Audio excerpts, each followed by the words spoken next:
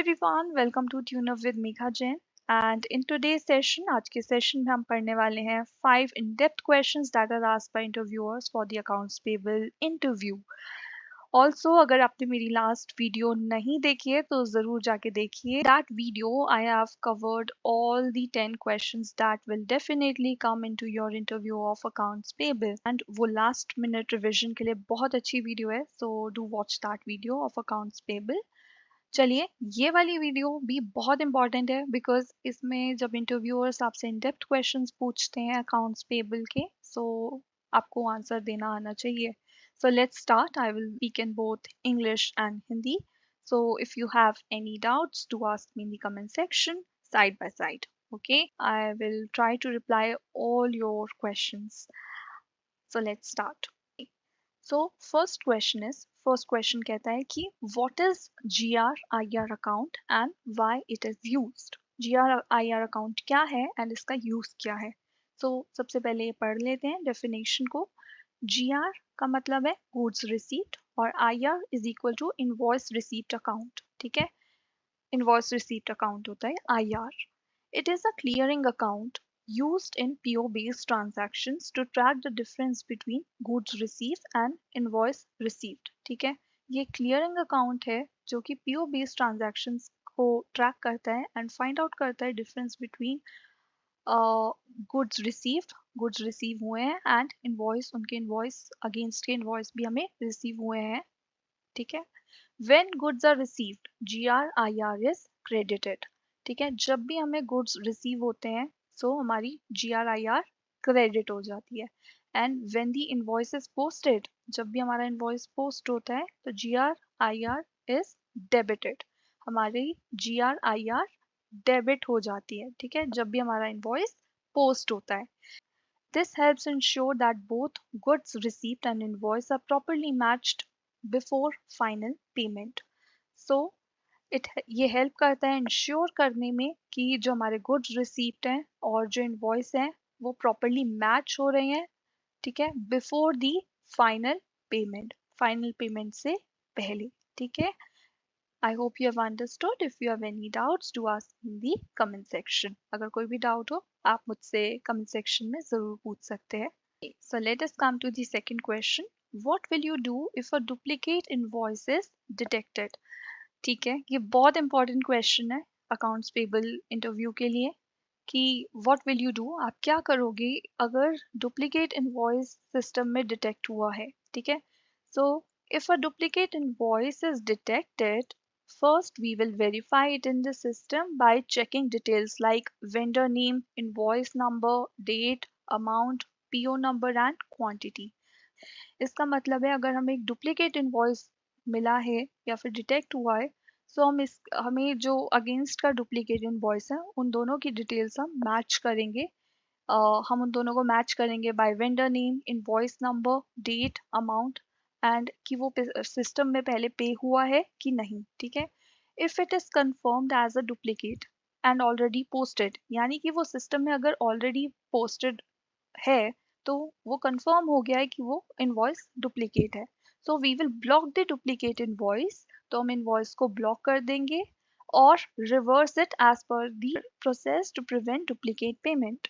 और रिवर्स कर देंगे जिस हिसाब से हमारी कंपनी में प्रोसेस होगा so that we can prevent the duplicate payment, so that हम डुप्लीकेट पेमेंट को प्रिवेंट कर सकें. ठीक है, if it is not yet posted, we will reject or part the duplicate invoice.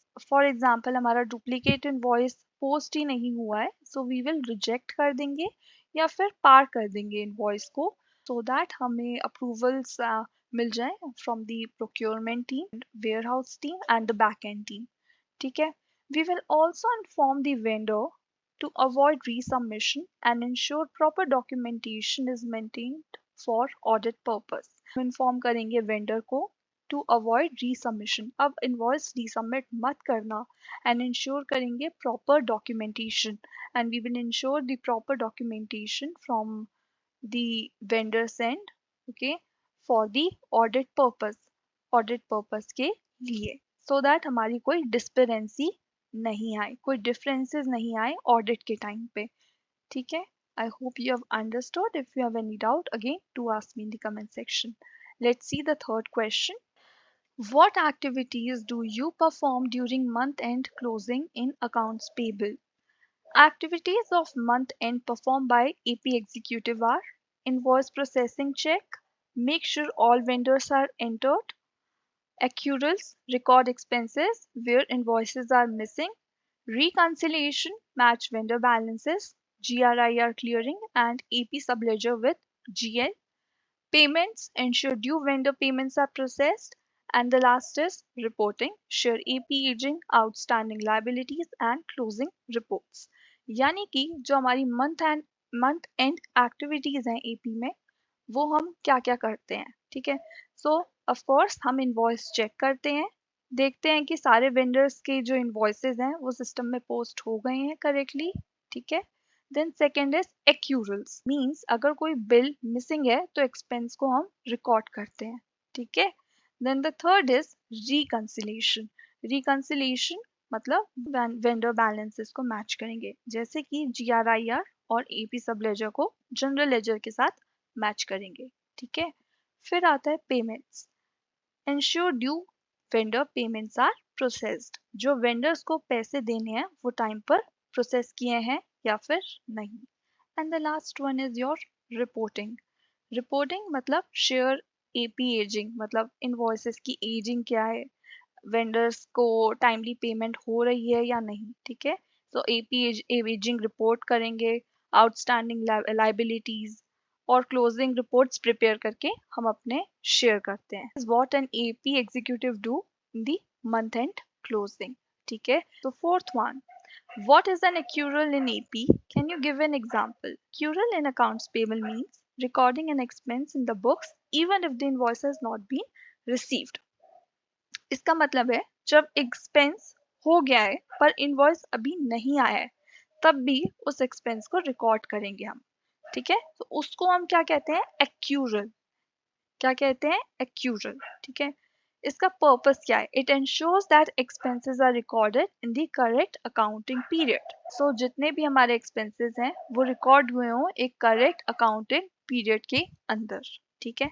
For example if services are received in March, जैसे कि अगर हमें सर्विसेज रिसीव हुई हैं मार्च में but the invoice is received in April, पर हमें invoice मिला है अप्रैल में, सो हम क्या करेंगे, हम क्रिएट करेंगे एक accrual entry for the month of March two record the expense कि ये हमारी कंपनी के लिए एक एक्सपेंस है, ठीक है। And now let's come to the last question, what is the difference between parked invoice and a posted invoice in SAP? This is very important question, do mark it very very important. So when a parked invoice is an invoice that is saved in the system but not yet posted to the accounts. It is used when the invoice needs further review, approval or correction. It does not impact financial statements. जो हमारे parked invoices होते हैं ना वो basically approvals के लिए हम park कर देते हैं कि इनवॉइस को, ठीक है, रिव्यू कर लें ताकि में हम करेक्ट पेमेंट कर रहे हैं या नहीं, कोई डुप्लीकेसी तो नहीं है, कोई करेक्शन तो नहीं चाहिए, इसलिए हम एक इनवॉइस को पार्क कर देते हैं, ठीक है। That is what a park invoice is. And जब तक हम उसको पोस्ट नहीं करेंगे तो उसका कोई फाइनेंशियल इम्पैक्ट भी नहीं होगा हमारी फाइनेंशियल स्टेटमेंट्स के अंदर, so it does not impact financial statements. जबकि if an invoice is posted तो हम उसका सिनेरियो देखते हैं। Posted invoice on the other end is fully recorded in the system and impacts the financial books. यानी कि एक बार इनवॉइस पोस्ट हो जाता है तो वो हमारी फाइनेंशियल बुक्स में रिफ्लेक्ट करता है क्योंकि वो उसका इम्पैक्ट हमारी फाइनेंशियल स्टेटमेंट्स में शो होता है। एक बार एंट्री हम कोई भी पोस्ट कर देते हैं तो हम उसको इरेज तो नहीं कर सकते हैं ना, उसको रिवर्स ही कर सकते हैं। सो once posted it creates an accounting entry and can only be reversed, not edited directly. हम उसको डायरेक्टली एडिट नहीं कर सकते हैं, हम उसको रिवर्स कर सकते हैं जो रिवर्स की भी एंट्री शो करेगी, बट हम उसका इम्पैक्ट हमेशा हमारी फाइनेंशियल स्टेटमेंट्स में शो होता है। इसलिए it is always better to review the invoice before posting it. This is the work of an accounts payable executive. I hope आपको वीडियो अच्छा लगा हो। अगर आपको वीडियो अच्छा लगा है तो do like share and subscribe to this video. All the best for your interview. I know you are going to get the job. Thank you so much for watching.